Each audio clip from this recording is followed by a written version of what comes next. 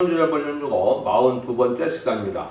오늘 수반의 2장을 통하여 인간의 의치와 종말에 대해서 아슬론과 남은 백성에 대해서 변론을 해보도록 하겠습니다.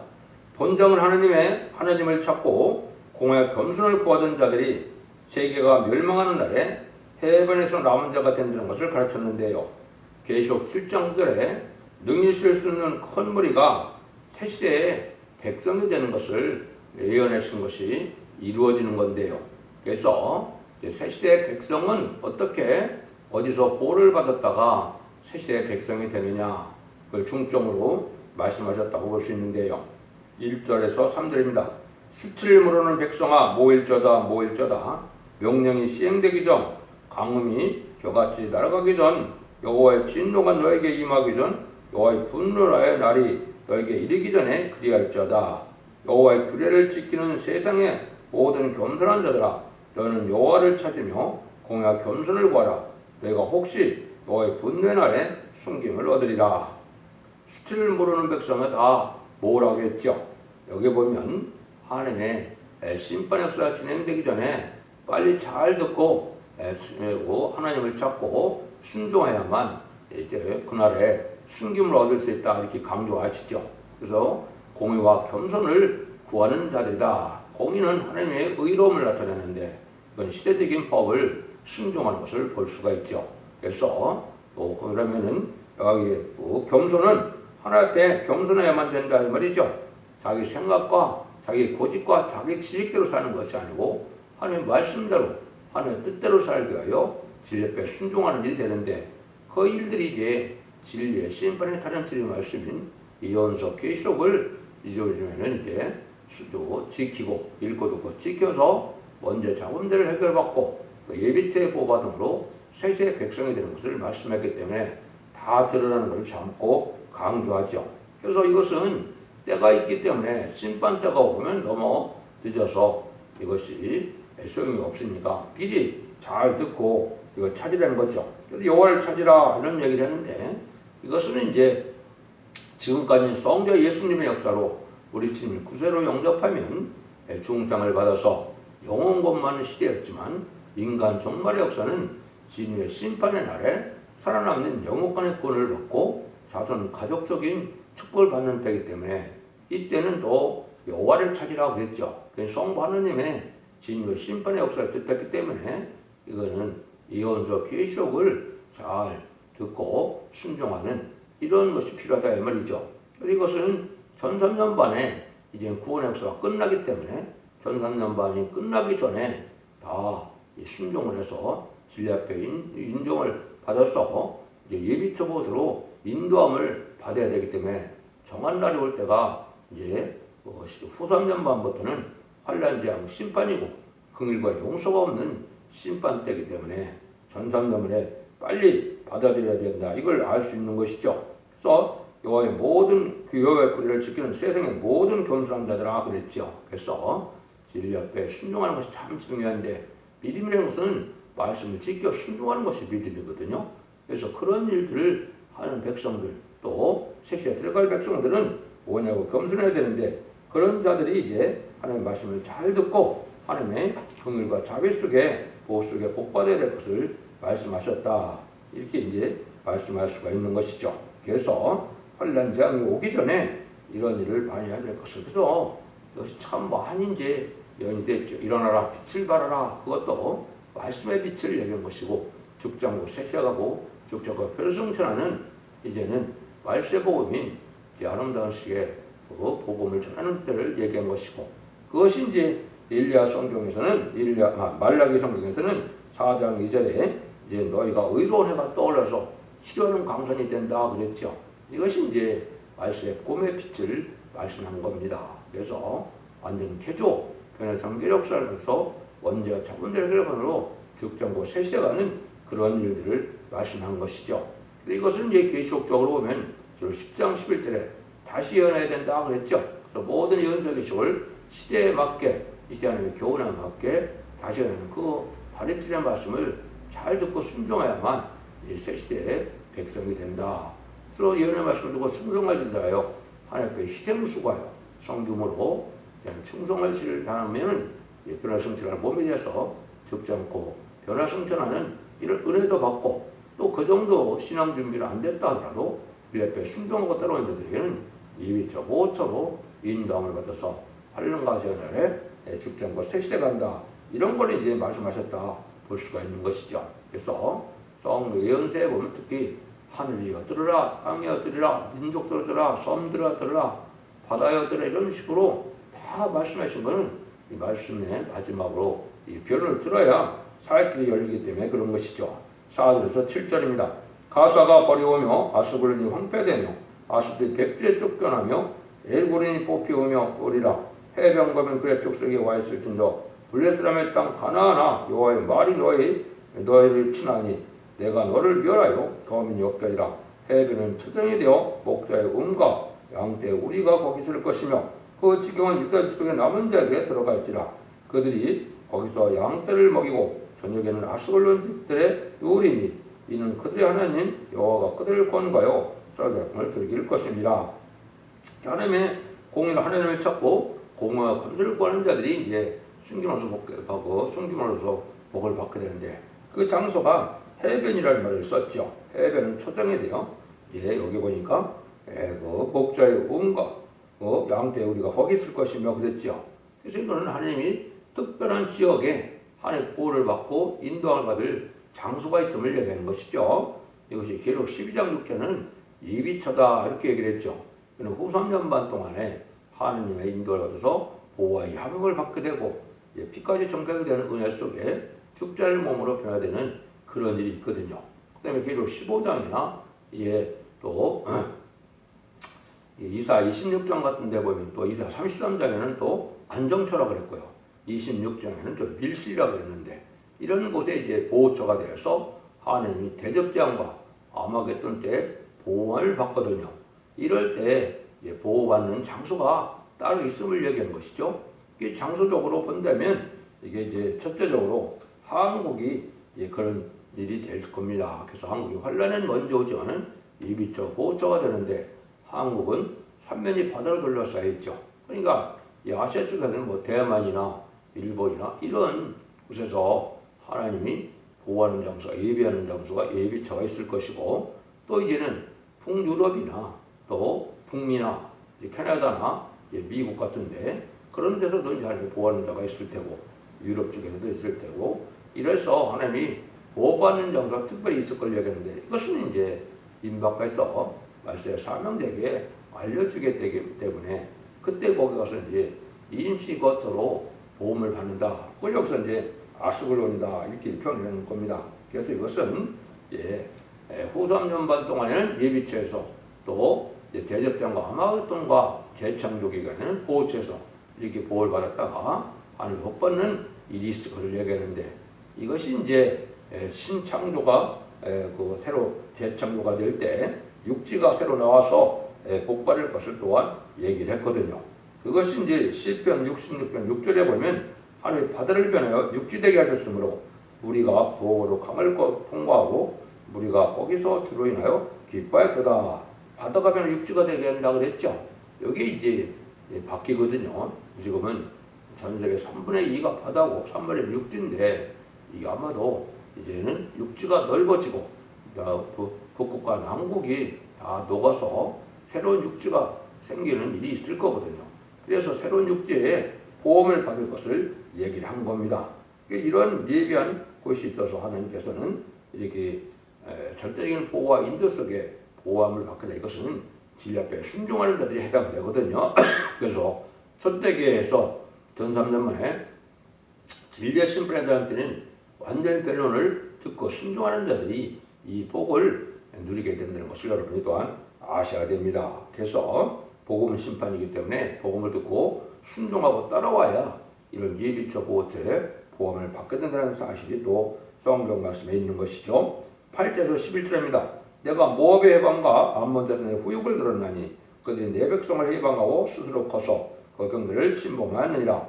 그러면 만군의 여호와 이스라엘의 하나님이 말하노라. 내가 나의 삶을 두고 맹세하노니 장차 모압은 소금 같으며 암몬 자손은 고무라 같을 것이라. 찔레가 나며 소금구덩이가 되며 영원히 황무하리니 나의 끼친 백성이 그들을 노력하며 나의 남은 국민이 그것을 기업으로 얻을 것이라. 그들이 이런 일을 당할 것은 교만하여 스스로 커서 만군의 여호와의 백성을 해방함이며 여호와가 그들에게 두렵게 되어서 세상의 모든 신을 세전케 하리니 이방의 모든 해변 사람들이 각각 자기 처에서 여호와께 경배하리라. 그래서 모압과 암몬 족속 이런 것은 이제 구약적으로 봤을 때는 뭡니까? 다윗과 걸 건설하는 이 모세의 이스라엘 백성들을 대적하는 세력이죠. 이런 거나 마찬가지로 이제 조건적으로도 하나님께서 인간 종말에 죽정과 세세하고 죽정과 별승천하여 에덴성을 회복해서 왕국권들인 천년 왕국의 평화를 누리게 한다. 이걸 전할 때 이런 걸 다 방해하는 세력이 많이 나오거든요. 이런 족속들이 다 망한다 이 말입니다. 그래서 물론 이슬람 족속이나 또 이방인 그러한 북방 공산당 세력이나 이런 사람들은 아주 극구 반대하겠죠. 이것들이 이제 마귀 세력이라 반대다 다 망할 것이고 같은 기독교를 하더라도 얘는 예수를 잘 믿는다 하더라도 이제는 하나님이 세상을 심판하고 새 시대를 주는 데는 이 마지막 사랑의 별리의 경우를 듣지 않은 세력들은 여기 모압과 암몬 족속처럼 다 망하게 된다 이 말입니다. 그래서 이사야 15장 16절은 모압 족속에 대해서 멸망을 얘기하는데 이 모압은 옛날에 모압 족속을 얘기한 것이 아니거든요. 그 예언할 때는 이미 모압 족속은 750년 전에 없어진 족속이거든요. 망한 나라거든요. 그런데 그걸 예언했다는 것은 인간 종말에 모압 족속과 같은 세력이 있다 이 말이거든요. 한마디로 기업권 세력에 대해서 왕국권들을 방해하는 세력들이 다 망하게 된다. 왕국권들의 이런 진리 말씀을 드는 걸 이제 대적하고 반대하면 망한다. 이렇게 보시면 됩니다. 그래서 그런 데서는 다 전멸당해서 대부분 이제 뭐예요? 이제 짐승의 처소가 되고 황무하게 되는데 새로운 신육체가 많이 생겨서 깨끗한 곳에서 재창조 역사를 거쳐서 에덴동이 회복되는 것이 천년한 지상 평화왕국의 안식시대거든요. 그런 곳에서는 이제 복을 받게 될 것을 얘기하는데 여기도 또한 뭐라 그럽니까? 해변에서 하나님의 이제 경배한다 그랬죠. 그래서 이런 신육지나 이러한 해변을 끼고 하나님 예비하는 곳에 새로운 땅이 넓어져서 새로운 땅에서 살게 될 것을 말씀하셨다. 이렇게 볼 수 있죠. 12절 13절입니다. 구스 사람아 너희도 내 칼에 살육을 당하리라. 여호와가 국방을 향하여 에스론을 펴서 아수를 멸하며 니니메로 황무케 사막같이 메마르게 하리니 그랬죠. 구스 사람과 이제 북방이다 그랬죠. 이게 이제 북방은 공산당이고 남방은 저 아프리카 지역을 얘기하는데 이런데도 하나님을 잘 믿지 않는 자들이 많죠. 이런 자들이 이제 망하게 될 것을 말씀하신 것이죠. 그래서 황무하게 된다. 그래서 아주 우상들에게 강한 곳에 부패한 곳에는 짐승의 처소가 되고 사람이 살지 않는 곳이 되고 사람은 신육께서 깨끗한 지역에서 하나님의 재창조로 아름다워진 세상에서 살게 될 것을 말씀하셨다.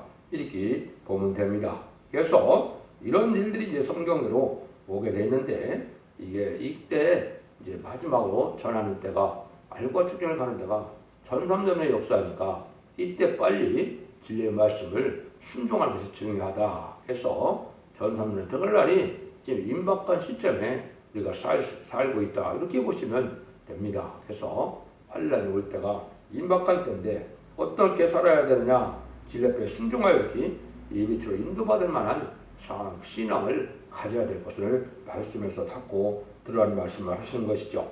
그래서 이때 이제 전삼전에 들어가면 37개월 동안은 입맞은 10만 4천 명의 편성들을 이기고 5개월 황충에 난 때는 이제 입맞지 않은 종들이 기름을 받고 택한 백성들을 해결하는 역사로 스가랴 12장 10절에서 14절에 보면 은총과 강구하는 심령을 준다는 것은 마지막 성령의 역사로 해결을 하게 되거든요. 그래서 그때 육적 이스라엘 백성들도 2000년 전에 십자가 못 박혀 죽인 예수님이 우리 구세주고 메시아였다는 것을 알게 돼서 해결해서 예비처로 인도함을 받게 되고 또 공산당 지역에 복음을 듣지 못한 자들에게 재앙으로 떠나지는 분들로서 예수 11장 5절 6절처럼 마지막 복음을 들어서 믿고 순종하는 자들을 예비처로 인도하면 모든 구원이 끝나는 거거든요. 그러면 바로 후산면에 들어가서 짐승의 표를 받게 되고 짐승의 표를 받은 자는 심판의 대상자, 멸망의 대상자가 돼서 대접자에게 괴로움을 받고 암하겠던데 악인과 죄는 전멸당하는 심판이 끝나는 거거든요. 그래서 재창조돼서 새 시대의 복을 누리게 되는데 그 날이 오기 전에 빨리 많이 들으라는 말씀을 하는 겁니다. 14절 15절입니다. 각양 짐승이 그 가운데 때로 누울 것이며 방아 고슴지가 그 기둥에 복곡대기에 깃들을 것이며 창에서 울 것이며 문턱이 종막하리니 백성목을 지는 것이 벗겨졌습니다. 이는 기쁜 손이라 염렵시고요 신정이를 오직 나만 믿고 나에는 다른 이가 없다 하더니 어찌하여 황마여 들짓는 가 엎드릴 곳이 되었고 배웠는 곳 지나가는 자마다 시도하여 손을 흔들리로다. 그래서 자기 힘을 신으로 사는 무신론의 공산당 지역에는 많은 곳이 멸망을 해서 짐승의 처소가 되고 사람이 살지 않는 곳이 된다 이 말입니다. 그래서 아주 부패된 곳은 있기 하나님께서 짐승의 처소로 삼고 인간들은 신육지로 재창조해서 신육지가 나오게 돼서 그런 데서 평화로운 삶을 살게 될 것이 새시대다 이 말이거든요. 그래서 짐승의 처소가 되는 곳도 많이 있을 거다 이렇게 볼 수가 있는 겁니다. 그래서 하나님은 자꾸 이제는 보호청, 이자 30년의 안정처처럼 하나님 보호하는 곳으로 택한 백성을 모으는 역사를 하게 되는데 이것이 이제 전산만에 들어가면 알과 축전을 가르는 시기에 그런 일들이 이루어질 겁니다. 그래서 보호받을 자와 멸망할 자를 갈려서 놓고 보호받을 자는 예비처보 인도함을 받지만 멸망할 자들은 이제는 환란에 빠지는 것은 후 3년 만에 들어가서 짐승의 피를 받게 된다는 말이거든요. 그래서 멸망을 당할 수밖에 없는 때가 온다 이 말이거든요. 그래서 하나님 이런 안정처 보호처로 예비된 곳은 합당치 않은 자는 다 나중에 병으로 죽게 된다. 이사야 33장에 또 그걸 얘기를 하셨거든요. 그래서 이제 하나님이 정한 때가 되면 하나님께서 택한 백성들이 살아갈 수 있는 곳을 보호해 주고 합당치 않은 자가 있으면 이제 질병으로 죽게 하고 이제 거기서 청소를 해서 하나님이 예비처 보호처예요. 보호를 받는 일이 이제 하나님의 철저한 보호와 인도 속에 있다 이 말입니다. 이것이 이제 참된 신앙을 가진 자가 누구인지를 그때 알 수 있다 이 말이죠. 환란과 재난 아래 하나님께서 보호와 인도를 받지 못하면 그거는 그리스도인의 수치거든요. 그래서 하나님의 사랑을 받지 못하고 참된 기독교인이 되지 못하고 들포도 기독교인에서 속화되고 부패된 삶을 사는 그런 종들이 되고 또 거짓 선지자가의 속은 자들이 되거든요. 그래서 진리 앞에 참 순종해서 원래가 겸손한 마음으로 하나님과 동행하는 삶을 사는 것이 이 시대에 아주 중요한 때다 이렇게 볼 수가 있습니다.